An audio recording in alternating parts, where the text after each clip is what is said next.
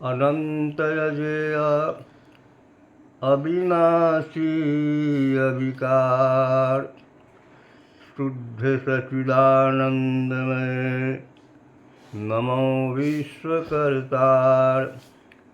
जग में व्यापक जगत में अगुण अनामय रूप, अमित नाम गुण अमित पुण्य एक अनेक स्वरूप।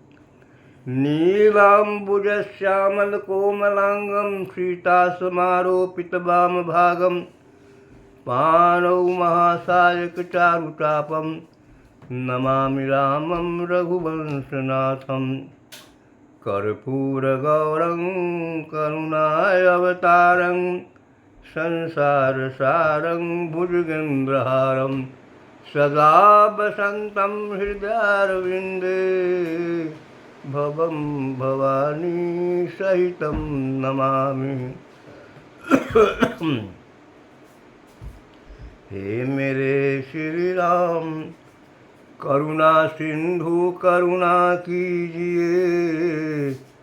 हूँ अधम अधीन यसरन अब शरण में लीजिए। खा रहा गोते हूँ मैं भव सिंधु के मझधार में, अंत में आया हूँ भगवन मैं तेरे दरबार में। तारो गर न तारो मर्जी तुम्हारी नाथ है, अगर तुम न तारोगे तो बदनामी तुम्हारी नाथ है। बोले भक्त और भगवान की जय। श्री राम जय राम जय जय राम, श्री राम जय राम जय जय राम, श्री राम जय राम जय जय राम, श्री राम जय राम जय जय राम। मंगल भवनय मंगलहारी, मंगल भवन मंगलहारी। उमा सहित जहि जपत पुरारी, उमा सहित जहि जपत पुरारी। बोल दीजिए भक्त और भगवान की जय।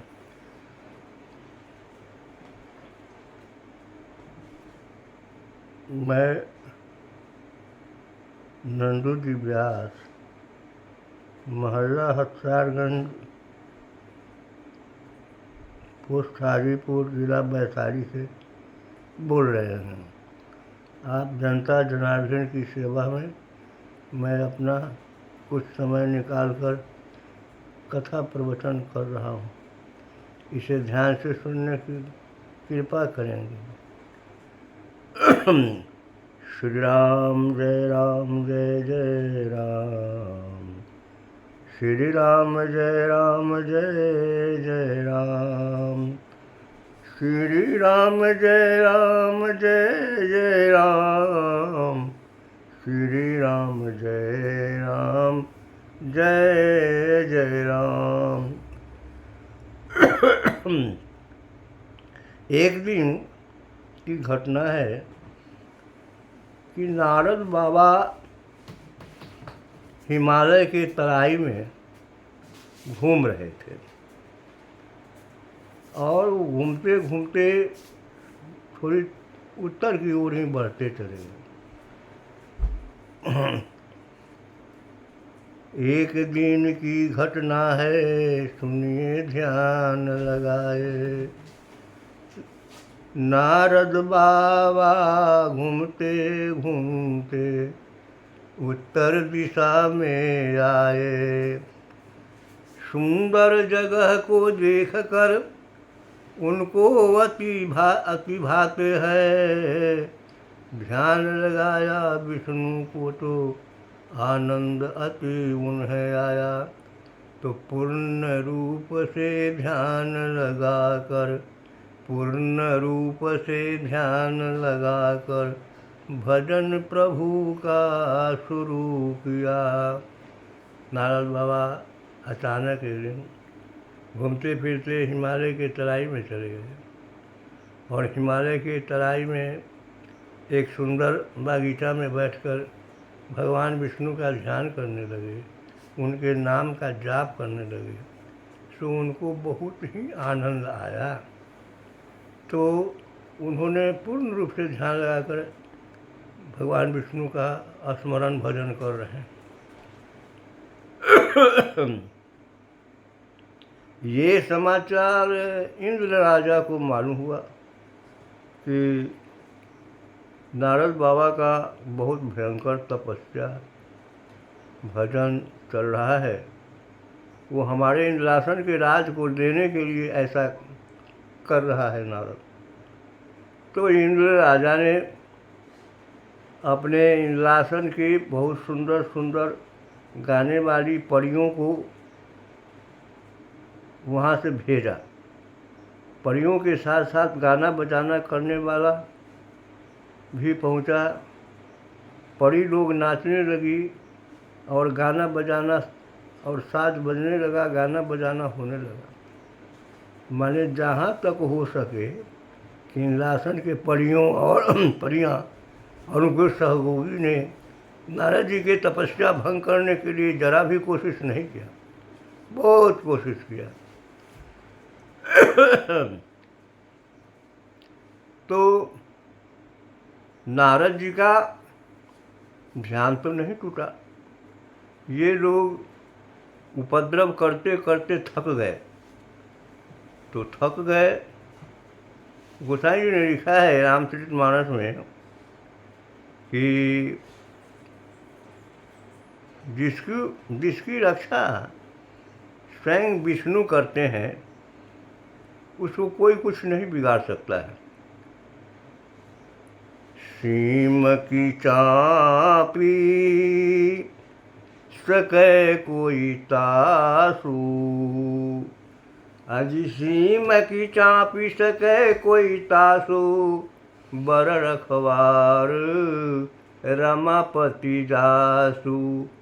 जिसका रखवार रमापति है, विष्णु के पति है, उसको कोई कुछ क्या बिगाड़ सकता है।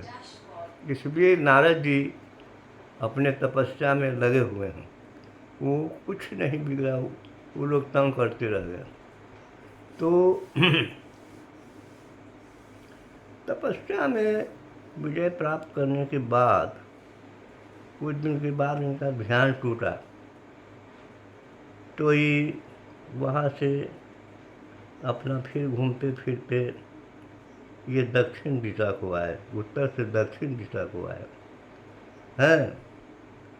और इनके मन में ये भाव आया कि हमने जो तपस्या में कामदेव के ऊपर विजय प्राप्त किया है, इसको जरा सा शंकर भगवान के पास चलते हैं कैलाश पर्वत पर।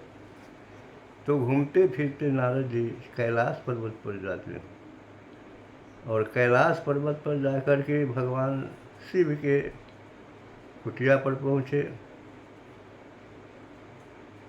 शिव जी ने, भोले बाबा ने नारद जी को सम्मानपूर्वक बैठाए।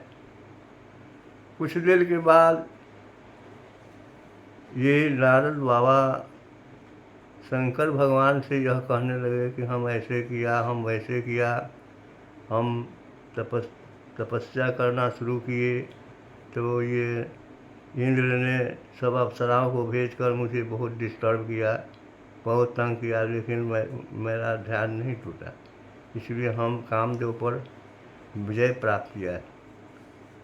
लीजिए, अभी बात शंकर जी के सामने कह लिए। तो शंकर जी कहें कि देखिए नारद देखो, तुम मेरे सामने जो तू अपना बड़ाई किया कि हम ऐसे कर जीत गए, वैसे कर लिए, तो ये बात जो है तो हमारे सामने कहा तो ठीक है, लेकिन अन्य किसी के पास जाओगे तुम ब्रह्मा जी के पास जाओगे, विष्णु भगवान के पास जाओगे तो वहाँ ये सब चर्चा करने की आवश्यकता नहीं है।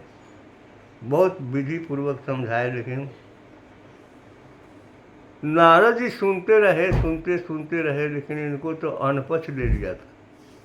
ये कहें कि अच्छा हम को मना किए हैं तो भी हम जाते हैं अपने पिता ब्रह्मा जी के पास। ब्रह्मा जी के पास गए तो वहाँ दंड प्रणाम करके अपना बैठे। तो ब्रह्मा जी उनके पिता थे, ब्रह्मा जी को ये सब कहानी सुनाए। ब्रह्मा जी तो कुछ नहीं बोले, कहें कि सुन करके चुपचाप रह गए। लेकिन कहें कि अब तो शंकर जी को सुनाइए दिया, ब्रह्मा जी को सुनाइए दिया, अब चलते हैं विष्णु लोक में विष्णु भगवान से भेंट कर। जाते जाते और भजन करते थे कि श्रीवन नारायण नारायण नारायण, श्रीवन नारायण नारायण नारायण, श्रीवन नारायण नारायण नारायण,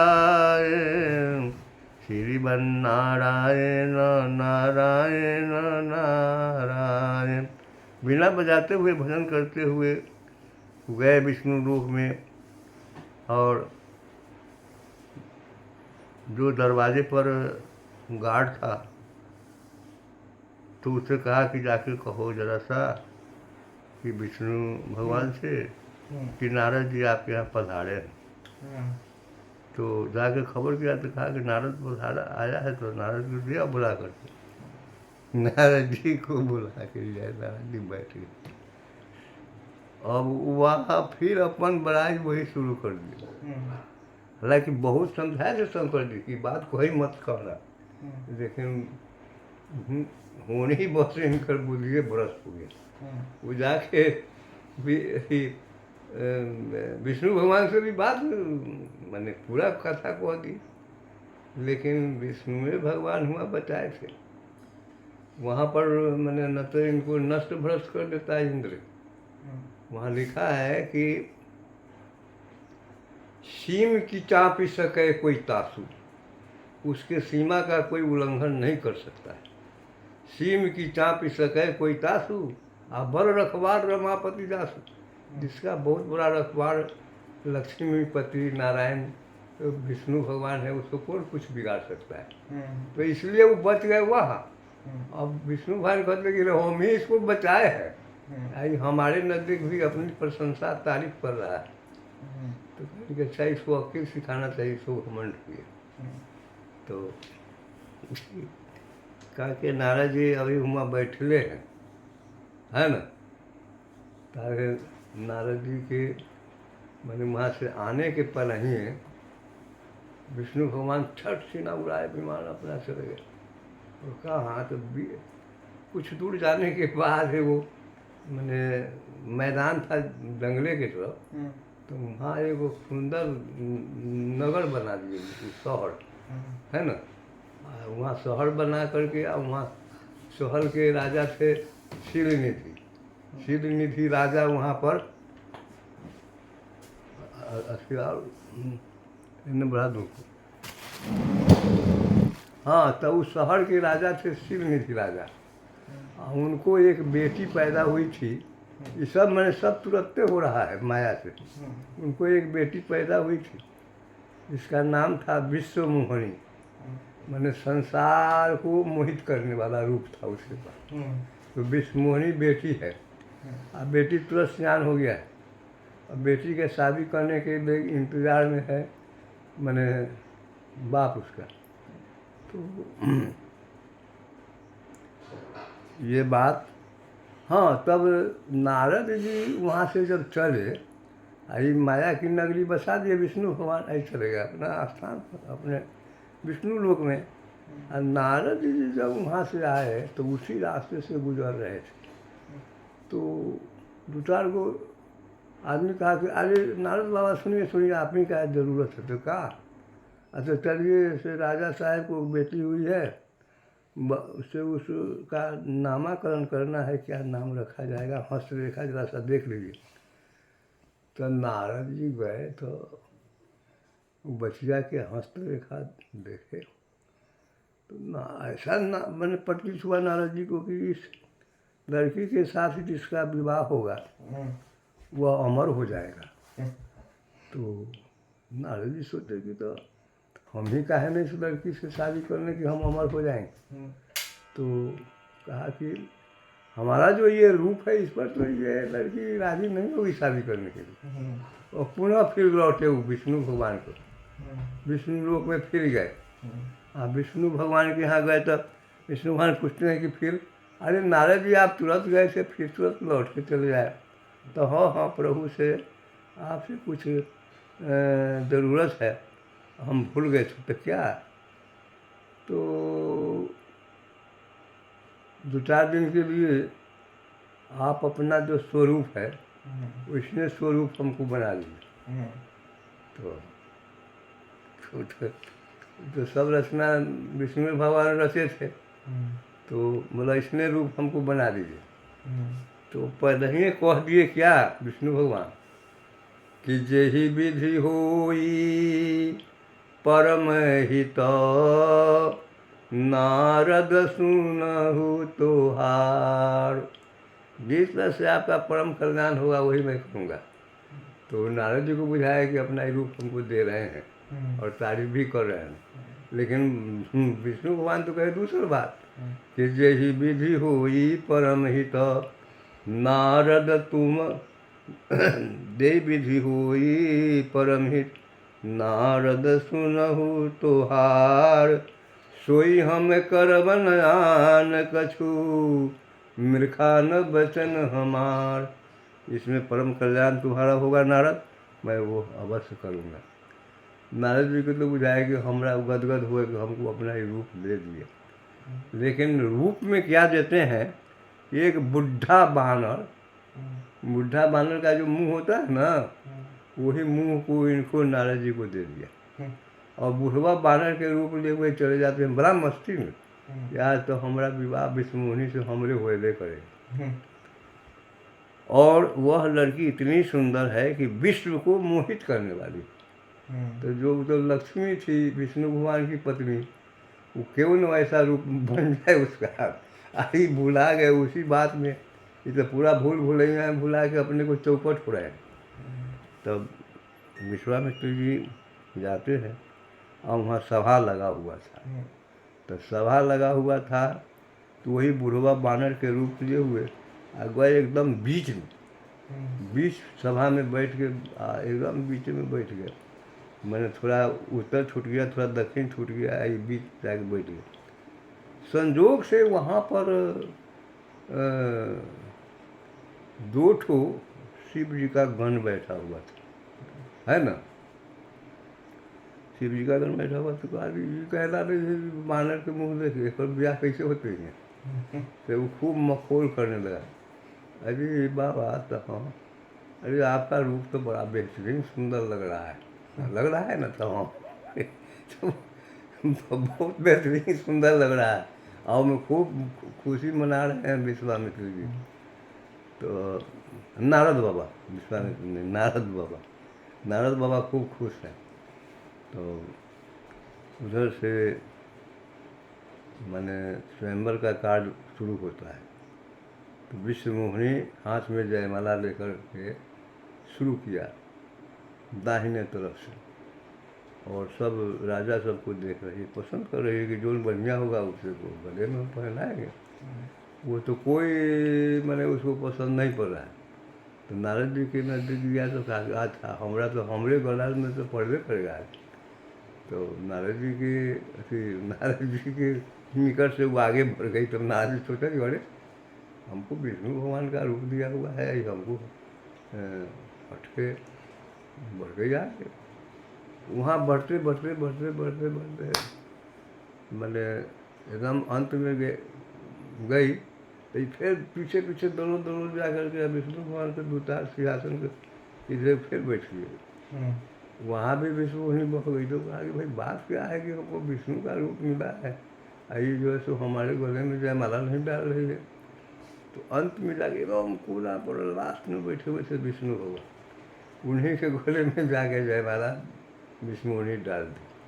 वो तो विष्णुमणि कौन थी? तो वो लक्ष्मी थी, तो विष्णु भगवान की अर्धांगिनी थी, तो दूसरे के गले में वो जयमाला कैसे डालेगी? वो तो जिसका पत्नी है उसी के गले में जाकर डाल दिया। तो इसे एकदम उदास हुआ। विष्णु भगवान गए, उनका विवाह हुआ, बहुत शोर सामान दे करके श्रीनिधि राजा ने उनको विदाई करेगा, अभी विदाई किया है नहीं। और फिर वो अपने पहले स्थान पर जहाँ वो बैठे थे बीच में, जहाँ पर वो दो शिव जी के गण बैठा हुआ था, वहाँ उदास होकर बैठ गए। तो कहा कि अरे दर्पण में देखिए ना अपना मुंह, कैसा आपका रूप है। तो फिर देखे तो फिर बानर का रूप था, बुढ़ा बानर का। खूब मैंने वो दोनों राक्षसों को गाली दे दिया और श्राप दे दिया। फिर जाओ, तुम 5 जन्म तक निशाचरे रहेगा। अब शराब दे दिया तो वर्गीय छटपटाया हुआ है, मैंने शिव जी का दोनों गण था।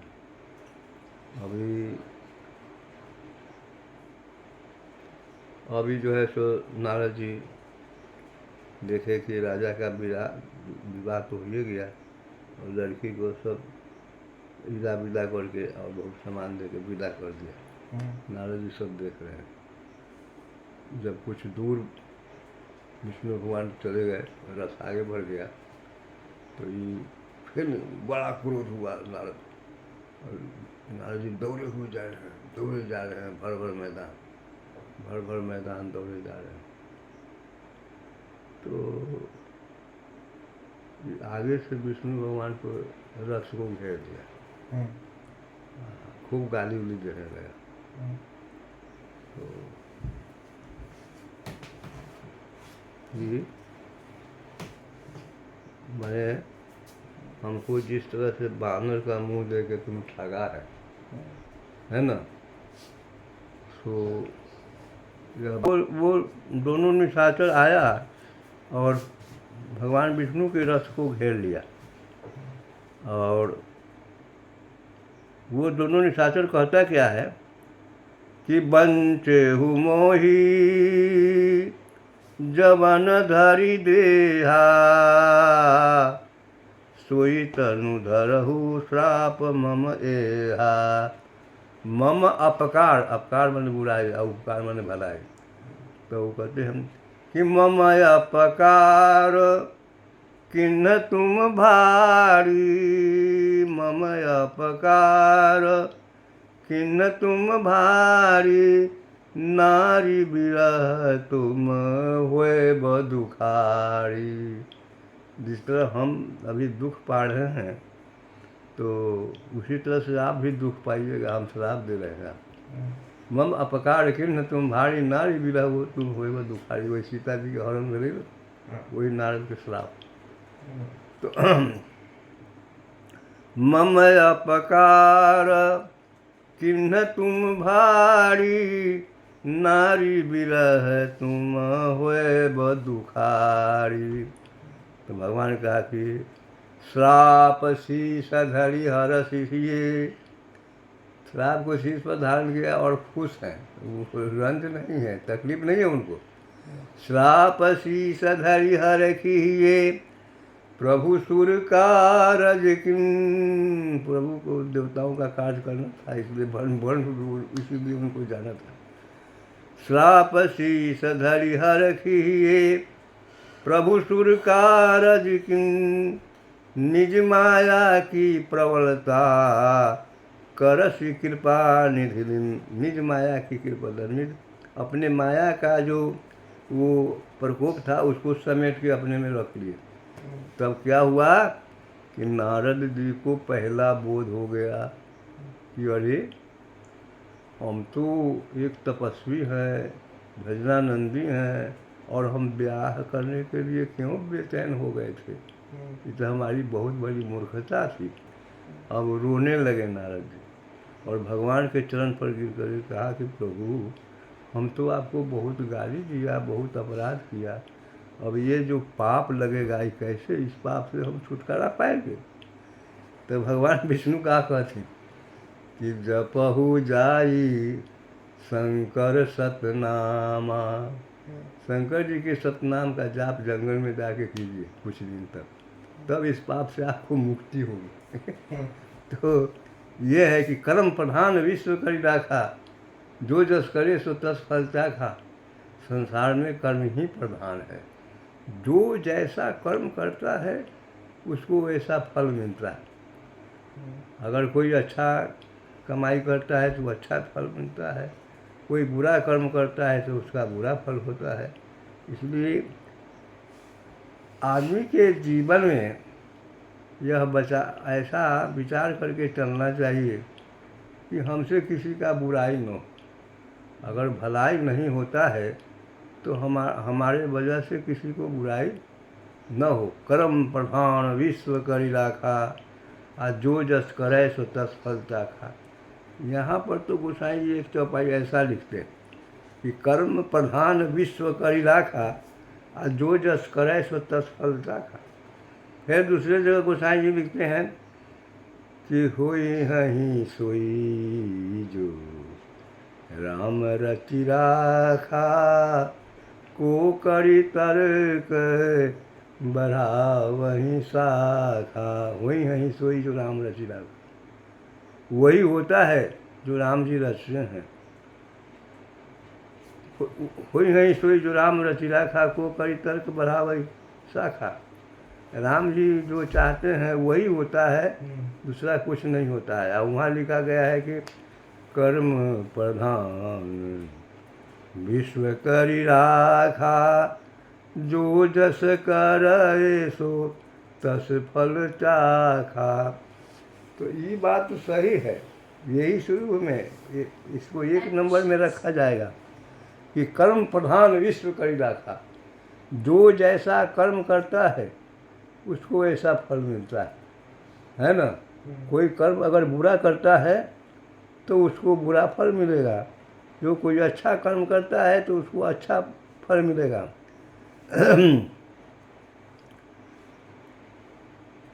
तो इसलिए विचार करके कर्म करना चाहिए। संसार में हम आए हैं मनुष्य शरीर धारण करके, तो हमको इस पर विचार करना है कि हमसे किसी का कोई नुकसान न हो।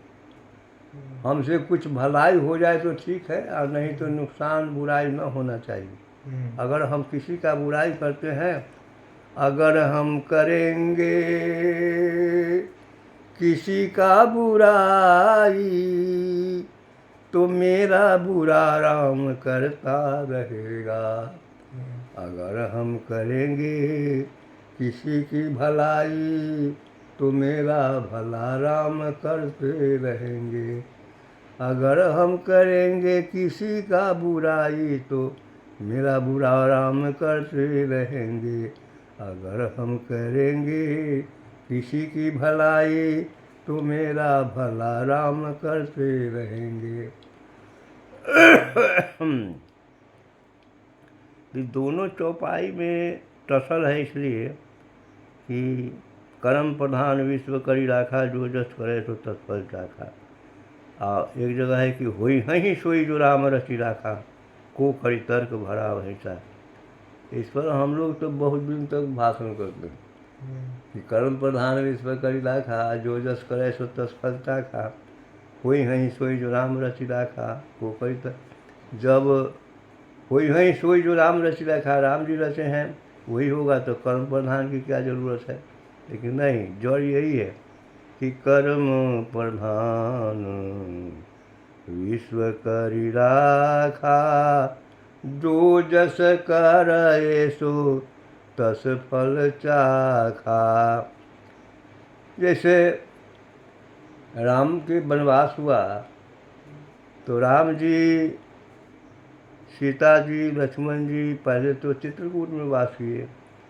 वहाँ बहुत लोग आने जाने लगे, तो बहुत लोग आने जाने लगे तो बड़ी भीड़ होने लगी। तो राम जी, लक्ष्मण जी, सीता जी विचार कि यहाँ बहुत बहुवाचक हो रहा है, तो कोई दूसरे स्थान पर चलना चाहिए, गुप्त जगह पर जहाँ कोई पहुँचे नहीं। तो वही वो तीनों मूर्ति गए पंचवटी में, और पंचवटी में अपना झोपड़ा झोपड़ी बना के वही रहने लगे। तो वही झोपड़ा झोपड़ी बना के रहने लगे बेचारे। तो एक दिन की बात है कि रावण की एक बहन थी जिसका नाम था शूर्पणखा।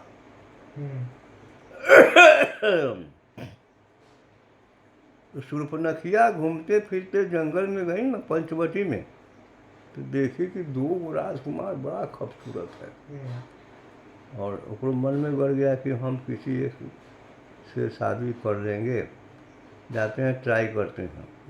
तो शूर्पणखिया रावण की बहन तो एकदम कुरूप थी, लेकिन वो मायावी रूप बनाई, बहुत माया से बहुत बेहतरीन सुंदरी बुझाई कि अब ये इंद्रासन के परी है।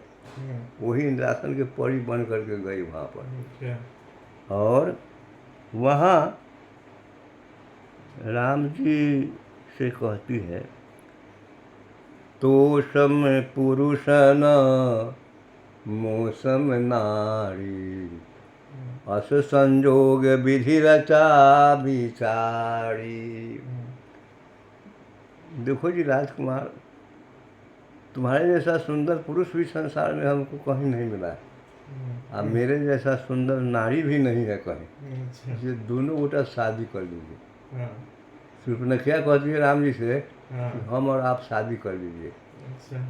तो राम जी कहते हैं देख तो ये जो यह सुंदरी है सो हमारी नारी है, उनको लक्ष्मण जी उनका नाम है, जाके कहो वो शादी कर लेंगे। तो लक्ष्मण जी के नज़दीक जाती है, तो कहा कि अरे हम तो उनका दास है, नौकर है, हम तो उनका सेवा करते हैं, तो हमारे नौकर से शादी करने पर तुमको आराम कहाँ मिलेगा, जाके उन्हीं से कहो कि आप हमसे शादी कर लीजिए। तो शूर्पणखिया फिर कहती है, आप हमको भेज दिया है अपने नौकर के पास, नहीं आपको शादी करना होगा हमसे। तो ऐसा कहा कि तो एक बात करो, वो नौकर नहीं है, वो मेरा भाई है, छोटा भाई है, जाओ उससे भी ब्याह करने में कोई इतराज होना चाहिए, तो जाओ तुम, हम इस बार कहते हैं। तो शूर्पणखिया फिर गई लक्ष्मण जी के पास। राम जी गौसना जब वो जा रही थी उधर ताकते हुए लक्ष्मण पर, तो राम जी ने इशारा किया कि है ये कान दोनों काट लो और नाक काट लो। तो गई कहने के लिए, तो लक्ष्मण जी छुरा निकाल के आधा परसेंट शूर्पणखिया का नाक काट लिए, थोड़ा थोड़ा कान काट लिए, और तो लगी चिल्लाने, रोने लगी। वो चिल्लाते चिल्लाते बेचैन होकर के भागी वहाँ से, भागल भागल भागल भागल। अब सब माया जानती थी, उड़ती थी,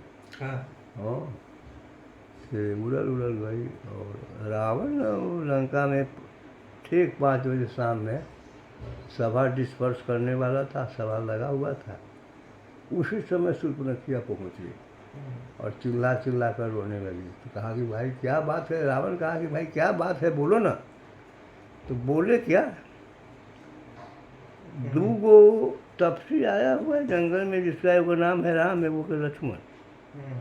हम गए घूमने के लिए, तो ज़बरदस्ती हमसे विवाह करने के लिए कहा, ठीक उल्टा कह रही है, हमसे विवाह करने के लिए कहा रम्मा लक्ष्मणवा, तो हमने विवाह नहीं किया है, तो हमारा नाक कान काट दिया, हमारे जस्ट उल्टा कह रहे।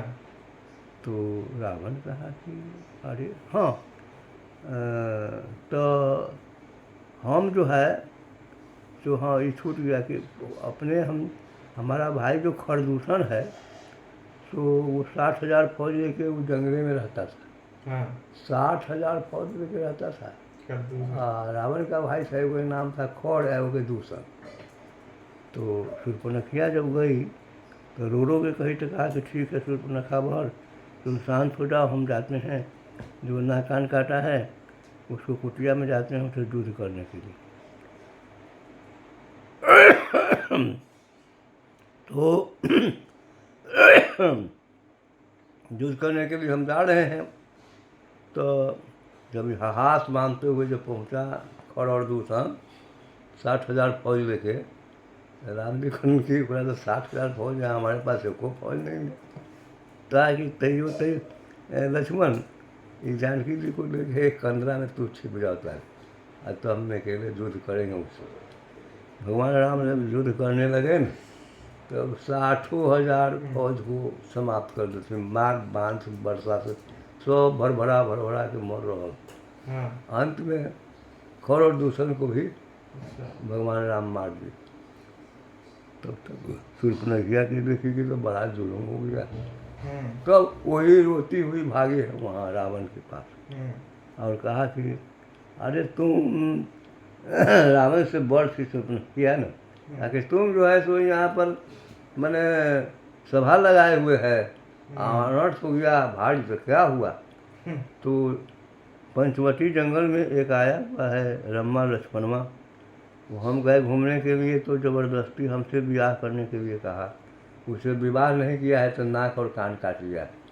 हम खर और दूषण भाई को जाके कहा, खर और दूषण भाई 60,000 फौज लेके उसके साथ युद्ध किया, लेकिन वो रम्मा जो है वो 60,000 फौज को मार दिया और दोनों भाई को, खर और दूषण दोनों भाई को भी मार दिया है।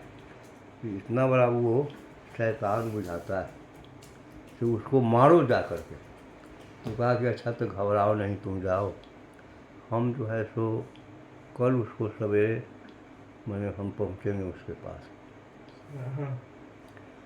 तो शूर्पणखा गई आराम करने के लिए और सभा डिस्पर्स करके रावण गया घोड़े। अच्छा। तो घर गया तो वो भोजन भी नहीं किया, वो चुपचाप जा कर के कैमरा में छिप के बैठा हुआ है और वही चिंतन कर रहा है। अच्छा। कि चिंतन कर रहा है कि खरदूषण मोहि सम बलवंता, खर और दूषण तो मेरे समान बलवान था, वो मरा कैसे? खर दूषण मोहि सम बलवंता, पिनहि कुमारई बिनु भगवंता। देखो उसका निशाना सही जा रहा है। खर दूषण मोहि सम बलवंता, तिनहि कुमारई बिनु भगवंता। सूर्यरंजन भंजन मही भारा, सूर्यरंजन देवताओं की रक्षा करने के लिए और संसार के भार को दूर करने के लिए सूर्यरंजन भंजन मही भारा, जो भगवंत लिंग अवतारा। देखो जो भगवंत लिंग अवतारा, तो मैं जाई बैरी हठ करऊँ, प्रभु सर प्राण हते भव तरऊँ। तो मैं ज़बरदस्ती रार करूँगा उसके साथ। अच्छा। और रार करके उसके साथ युद्ध करूँगा। युद्ध भूमि में उसके बाणों के द्वारा मर के मैं संसार सागर से पार उतरूँगा, मैंने मैं वैकुंठ धाम को जाऊँगा। मैंने संकल्प कर दिया। तो रावण जो युद्ध कर रहा था उसमें गुप्त बात ये भी है। रावण को सीधे वो कह कि रावण बहुत खचरा था, ये है वो है। अच्छा। लेकिन रावण तो अपना भलाई की बात सोच रहा है। खर दूषण मोहि सम बलवंता, तिनहि कुमारई बिनु भगवंता।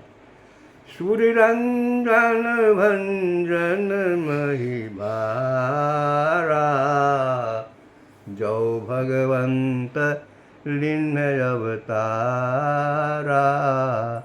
तो मैं जाई बैरी हठ करऊँ, और प्रभु सर प्राण हते भव तरऊँ। भक्ति न होई तामसु देहा, मन क्रम बचन मंत्र देहा। हमसे भक्ति नहीं होगा कि हम भक्ति करके करेंगे। भक्ति में वही तामस देहा, हमारा शरीर तामसी है, इसलिए मैं रारे करके करूँगा। भक्ति न होई तामस देहा, मन क्रम वचन मंत्र देहा। ऐसा संकल्प करके रावण तो रात भर उसको नींदो नहीं आया, भूखले रह गया। सवेरे उठा रावण तो वो जाता है, उसका एक मामा था, मारीच नाम था, वो लंके में रहता था। तो मारीच के पास जाके रावण भेंट किया भोरे और कहा कि मारीच मामा तो हाँ, तुमको एक काम करना है। पंचवटी में एक राम और एक लक्ष्मण दो भाई है, एक सीता उसके पास बहुत सुंदरी नारी है। तो तुम जा करके वहाँ सोने के पर लगा हुआ मृगा बन जाओ और उसके कुटिया की तरफ छलांग मारना, दौड़ के इधर जाना, दौड़ के उधर जाना। तो तुम्हारे सुंदर पर को देख करके वो नारी जो है राम लक्ष्मण का, वो मोहित हो जाएगी। मोहित हो जाएगी तो वो मारने के लिए तुमको वो अपने पति को कहेगी। तो तुम उसको ठग के बड़ी दूर ले जाना। अच्छा। उसी बीच में हम सीता का हरण करें। तो मालिक कहा कि मैंने हमको तो ये मरवा देगा ही। कहा कि ना, हम नहीं जाएंगे। कहा है तो हमको मार डालेगा, तुमको जाना होगा और तुम नहीं जाओगे तो मैं तुमको अब यहीं मार देते। तो मारिच मन में विचार किया कि अगर मरना ही है, यूँ मारिए देगा, न जाएंगे तो आप मर जाएंगे तो वो मारिए देगा, लेकिन मरना तो भगवान के हाथ से होगा तो हमारा ठीक ना होगा, हमारा उद्धार हो जाएगा। इसके हाथ से मरेंगे, राक्षस के हाथ से, तो मेरा तो उद्धार नहीं होगा। सोच लिया बहुत दूर तक और सोच के आई तो हमको मरना ही। और वो सोना का पर लगा हुआ मृगा बन के और जा कर के पंचवटी में दौड़ के इधर दौड़ के उधर करे। सीता जी कहती है कि हे पतिदेव, इसको मार के लाइए, इसके पर मैंने हम सोएंगे, हमको बड़ा अच्छा लगेगा। अब देखिए, अगर असली सीता होती तो ये बात नहीं करती, लेकिन सीता जो थी वही नकली सीता थी। सीता तो वो तो भगवान राम जी वहीं छोड़ दिए थे। सीता को तो पंचवटी में वहीं उनको डूब कर दिया था। एक दिन की बात है कि चित्रकूट में थे तो वही विचार किया था कि लक्ष्मण जी को कहें कि लक्ष्मण को जल्दी से जाओ और पूजा करने के लिए फूल और फलहार के लिए फल तोड़ के लिए आओ, पहले स्नान कर लो। तो लक्ष्मण जी चले गए फल फूल लाने। तो प्राइवेट में सीता जी से कहते हैं राम जी कि हे सीता, तो हाँ, तुम पावक महा करहु निवासा, जब लगी करऊँ निशाचर नासा। हे सीता, तुम अग्नि में चले जाओ और तू अपना फोटो परछाई नकली छोड़ दो और तू अग्नि में जब तक वास करो, जब तक कि मैं यहाँ पर लीला करूँगा। जितने भी निशाचर है सबको मार के संहार कर दूँगा। इसलिए तू ये संसार के भलाई के लिए काम करना है तो तू जब तक अपने अग्नि में ही वास करना।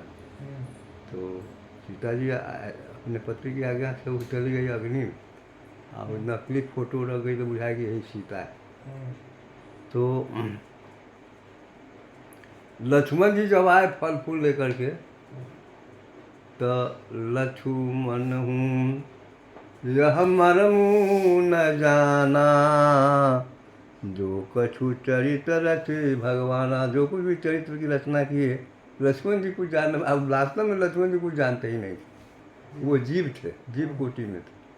वो जितना भी लीला हुआ, लड़ाई हुआ, उनको कुछ पता नहीं कि काहे हो रहा है, कैसे हो रहा है। हाँ, वो खाली राम जी जो आज्ञा देते थे वो करते थे। तो अब मृगा जो है सो आया और ये तो प्लान बना हुआ था पहले से, वह इधर उधर दौड़ रहा है। नकली सीता थी, अब क्लियर हुआ कि नकली सीता थी, असली सीता नहीं थी। नकली सीता थी, इसलिए वो कहा कि इसको मार के लाइए, इसके पैर पर हम सोएंगे। तो राम जी कहें कि तो ठीक है, हम चलते हैं मारने के लिए। से लक्ष्मण, तुम सीता की रखवाली ढंग से करना है, यहाँ पर छोड़ के मत जाना। जब तक हम नहीं आते हैं तब तक तो वो सीता की रखवाली करना, नहीं तो कोई सीता को हरण करके ले जाएगा। ये समझा दिए थे लक्ष्मण जी को। तो वो तो छलकारी मृगा था, वो तो रावण का आदमी था। वो कभी बहुत दूर, कभी चल जाए आधा कोस दौड़ फिर कभी नजदीक में आ जाए। इस तरह से ठगते ठगते राम जी को बहुत दूर ले गया। तो बहुत दूर ले गया तो उस मृगा को मारने में इसमें थोड़ा टाइम लगा। और जितना ही देर टाइम लग रहा था, वो नकली सीता थी। कोई लक्ष्मण जी की सुनिए, अरे आपके भाई पर आपत्ति आ गया, आप जल्दी जाइए और नहीं तो मारा पड़ जाएंगे। तो बनमा जब मार थे नाम मृगावा के, तो मृगावा का कहले धीरे धीरे कहले कि राम राम राम राम राम राम। एक मरतबे जोर से कहले लक्ष्मण लक्ष्मण लक्ष्मण, जोर से कहा, मृगावा कह रहा है। बस ये लक्ष्मण लक्ष्मण की आवाज़ सुन के सीता जी क्या कहती है लक्ष्मण से, लक्ष्मण आपके भाई पर आपत्ति आ गया, देखिए लक्ष्मण लक्ष्मण को आगे पुकार रहे हैं। तो ये समझाते हैं लक्ष्मण जी, नहीं नहीं जानकी जी आप घबराइए नहीं, राम जी पर कोई आपत्ति नहीं आने वाला है। तो नहीं आप जाइए देखिए, और नहीं तो हम जा रहे हैं। इनकी तो बड़ा गजब हो रहा है। लक्ष्मण जी मजबूर होकर के धनुष से बाण से लकीर खींचिए, इस बाण के इस लकीर से बाहर मत आइएगा, नहीं तो आफत हो जाएगा। तो हम कह रहे हैं तो इस बात को आप बढ़िया से विचार कर लीजिए, और हम तब जा रहे हैं। तो वही लकीर पार दिए बाण से और गए। जाते जाते तो वो राम जी वहाँ से चल ही रहे थे मार के उसको, तो वो बिगड़ गए कि तो तू काहे लक्ष्मण चलाया यहाँ, मैंने सीता चोरी हो गई होगी अवश्य, मैं कहता हूँ सीता चोरी हो गई होगी। तो कहा कि तो हम तो मजबूर थे, हमको तो ज़बरदस्ती भेजे हैं, हमको तो जानकी जी ज़बरदस्ती भेजे, हम नहीं आ रहे थे। तो कहा कि रही भाई पर आपत्ति हो गया, लक्ष्मण लक्ष्मण कह के पुकार रहे हैं, और लक्ष्मण लक्ष्मण को मृगावा कह रहा है, आयु सीता को बुझाया कि रामे जी कर रहे हैं। तो इसमें जो लक्ष्मण जी वहाँ से चल दिए ना, तो रावण वहीं पर खड़ा था, सब देख रहा था छिप कर। लक्ष्मण जी उधर गए और रावण पहुँच गया। और रावण अपने असली भेष में नहीं है, वो विप्र बना हुआ है, ब्राह्मण पंडित जी। और कहता है कि माता माता भिक्षा दो, तो भीतरे से भिक्षा देते थे सीता जी, तो वो नहीं देता था। कहा कि अरे तो बंधा हुआ है, देखो ये लकीर खींचा हुआ, बंधा हुआ भिक्षा नहीं देते, तुम बाहर आके दो। तो बाहर सीता जी नहीं आ रही थी, तो कहा कि नहीं आके दोगी तो हम श्राप दे देंगे तुमको। तो वो सीता असली रहती थी तब न उस सब समझती थी न जाती थी। वो नकली सीता थी, वो डर के मारे नहीं खोल के देने गई भिक्षा। बस रावण गोदी में उठाया और रथ पर बैठा दिया। अगर असली सीता रहती तो रावण के देह में आगे लग जाता, वो छूता जैसी सीता जी को, तो वो जोड़ के खाक हो जाता रावण। तो असली सीता तो थी नहीं, नकली, तो गोदी उठा के रथ में बैठा दिया और वहाँ से चल दिया उड़ा करके रथ। उधर भागा जा रहा है, और इधर राम लक्ष्मण आए तो अब तो झमा गए, राम जी रोने लगे। तो उधर नौकरी सीता थी, तो वो भी अपना लीला कर रहे हैं ना राम जी, लक्ष्मण जी भी रोने लगे, दोनों भाई रो रहे हैं। और रावण तले लेके भागा जा रहा है। तो भागा जा रहा है तो वहाँ रास्ते में जटायु गिद्ध जो देखा, तो कहा कि अरे तो राम राम कह रही थी सीता न, तो कहा कि अरे ये तो राम जी की पत्नी मालूम पड़ती है, तो राम भगवान की पत्नी है, इसको रावण लिए जा रहा है। तो जटायु ने खूब लड़ाई किया, जटायु भरसक खूब लड़ाई किया और रावण को डिस्टर्ब किया। रावण सोचा कि हमको फंसा के रखेगा तो ऐसा न कि सीता का जो राम लक्ष्मण है वो यहाँ पहुँच जाएगा, यहीं युद्ध करना शुरू कर दे। से हड़बड़ा के रावण जटायु के पाँख काट दिया। बस उसको तो उड़ने की शक्ति खत्म हो गई। धरा पर गिर करके चिल्ला रहा है, राम राम राम राम राम कर रहा है। और उधर से राम लक्ष्मण खोजने के लिए चले आ रहे हैं। तो खोजने के लिए चले आ रहे हैं तो सीता को नहीं देखे तो बड़ा रोए हुए खोजने के लिए चले आ रहे हैं। तो वो तो रावण भागा वहाँ से सीता जी को लेकर के, और राम लक्ष्मण आए खोजते खोजते तो देखा कि जटायु गिद्ध जो है सो छटपटा रहा है, राम राम कह रहा है। तब जटायु से पूछते हैं राम जी कि यह दशा तो आपकी कैसे हो गई भाई? तो ऐसे ऐसे लड़ाई हुआ है, रावण हमको पाक काट दिया है तलवार से, वो अपने भाग गया है, तो हम अब नहीं बचेंगे। तो राम जी कहेंगे कि नहीं, आपको हम अभी चाहे तो बचा लेंगे। तो जटायु कहा कि प्रभु बचा तो लीजिएगा, इसमें कोई संदेह की बात नहीं है, लेकिन ऐसा अवसर हमको फिर नहीं मिलेगा कि आपके सामने हम अपना प्राण छोड़ें, इसलिए हमको जाने दीजिए। तो वही जटायु जी अपना प्राण वहीं छोड़ेंगे। तो उसमें है, लिखा है कि जन्म जन्म मुनि जतन कराही, अंत राम कही आवत नाही। सो मम लोचन गोचर आगे, राखव नाथ देह के ही खागे। मैं अपना देह काहे के लिए रखें, हमको हम अपने बैकुंठ धाम जाने दिए। तो वही उसका जटायु को सदगति दिए हैं, बैकुंठ धाम गए हैं, उनका अंत्येष्टि क्रिया करे हैं, अभी से बड़े छोड़ रहे हैं।